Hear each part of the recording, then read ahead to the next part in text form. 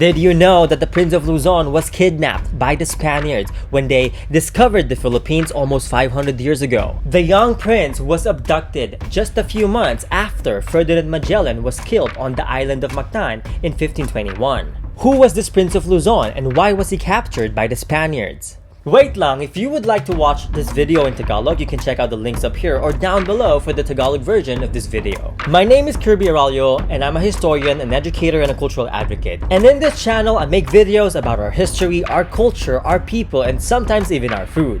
So don't forget to like, share this video, comment down below, and subscribe. Now back to our topic.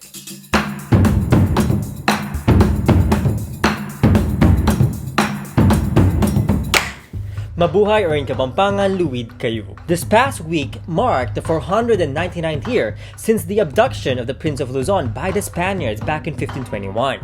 This happened a few months after the battle between the Spaniards against the Visayan warriors led by Datu Lapu-Lapu of Mactan. It happened just a few months after Ferdinand Magellan himself was killed on the pristine beaches of the island of Mactan. While the Spanish expedition was sailing across the Sulu Sea on their way back to Europe, they ran into the armada of the Sultanate of Brunei. It was a very impressive armada, an impressive navy led by a young Datu, a young Rája, the Prince of Luzon. The fearless young prince was also the Laksamana, or the admiral of this mighty fleet. The young Prince of Luzon was on his way back to Manila to challenge his own cousin, the Lakan of Tondo. There has been a feud between the two royal cousins, and so the young prince went to visit his grandfather, Saripada, also known as the Great Sultan Bolkiah, the 5th Sultan of Brunei. He went to visit his grandfather to seek his support and also to marry a royal princess of Brunei. But let's talk about that some other time, about the feud between the cousins, the Lakan of Tondo and the Rája of Maynila. So let me know in the comment section below if you would like to see me make a separate video about this feud between the royal houses of Maynila and Tondo back in 1521. For now, let's go back to the historic encounter between the young prince and the Spaniards.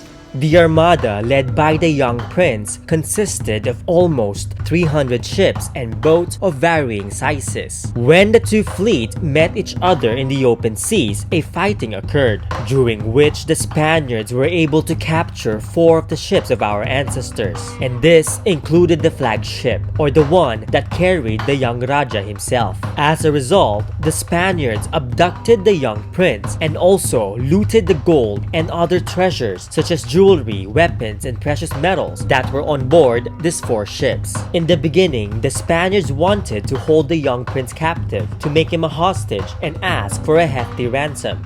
But when the Spaniards realized that their captive, their hostage, was none other than the Prince of Luzon, the young Rája of Maynila, and the grandson of the mighty Sultan of Brunei, they were quick to free him. Because once upon a time, when the Spaniards needed help, when they ran out of supplies, when they ran out of food, when they were going hungry, they sought the aid of the Sultanate of Brunei. And they were allowed by the Sultan to disembark or to dock in one of the ports of Brunei, where they were warmly welcomed and fed by the locals. In other words, when the Spaniards needed it most, they owed their survival to the Sultan of Brunei.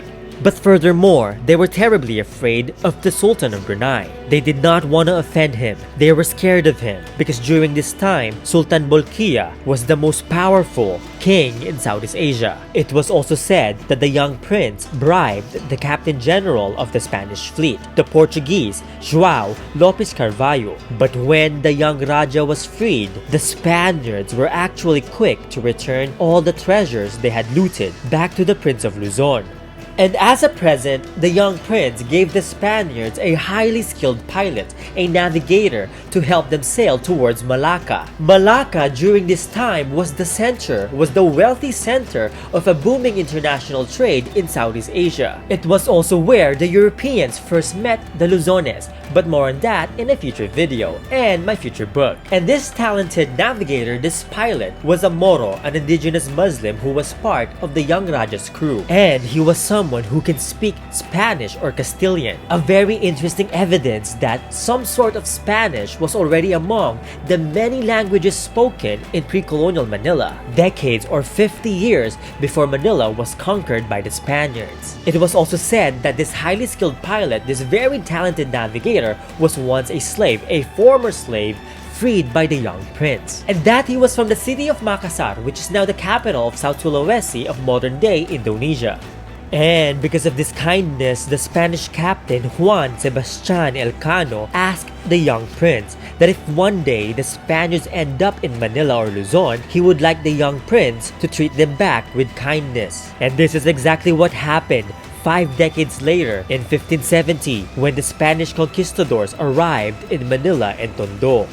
So who was this fearless young prince of Luzon? This young Raja named Aceh, who was also feared and revered by many across the islands of Southeast Asia, was none other than my own direct ancestor, later known in history as Raja Matandá of Maynila. He was one of the last Paramount Kings of Luzon, along with his brother, Lakandúlâ of Tondo, and their nephew, Raja Sulaiman, also known as the Crown Prince or Raja Muda of Maynila. But contrary to what the colonial miseducation of our people taught us, in contrast with their imperialist propaganda, it wasn't really true that Raja Matandá easily surrendered the freedom of Maynila and Luzon to the Spaniards. He did not just simply give up the freedom of our people just because the Spaniards had once treated him with kindness. It was true that he welcomed the arrival of the Spaniards in Manila in 1570, that he was open to friendly negotiations with the Spaniards. But this was part of their diplomacy. This is what they do when foreigners arrive seeking friendship and trade. It is also important for us to remember that during this time, Tondo and Manila were the centers of wealth, power, and trade in our islands. The pre-colonial Luzon, or what is now Manila Bay, held the maritime trade monopoly with ancient China. It was a prosperous center of trade and commerce with people coming from the different parts of the world. The Spaniards back in 1570 also promised the Lakans and Rajas of Tondo and Maynila that they had no intentions of conquering Luzon, that their only aim was to peacefully settle and be part of the booming international trade in Manila Bay. However, these turned out to be nothing but false promises and blatant lies. It was a treachery that ended up with the tragic burning of the ancient walled city of Maynila in 1570 and the final conquest of Manila by the Spaniards in 1571. So don't forget to watch my earlier video about the burning of ancient Manila back in 1570. Check out the links up here or down below for many more videos about our untold but colorful history. So always remember to know your roots and know history, no self. And please stay tuned for my future book about the ancient Luzones. And if you like this video and learn a thing or two, don't forget to like, share this video, comment down below, and subscribe. And if you want to help me make more videos like this, show your support and please be my patron or get a copy of my book. You can also support me by buying any of the amazing merch from Ugat Clothing down below. Dakalpong salamat. See you next time or in Tagalog kita kits and in Kapampangan, Mikitix.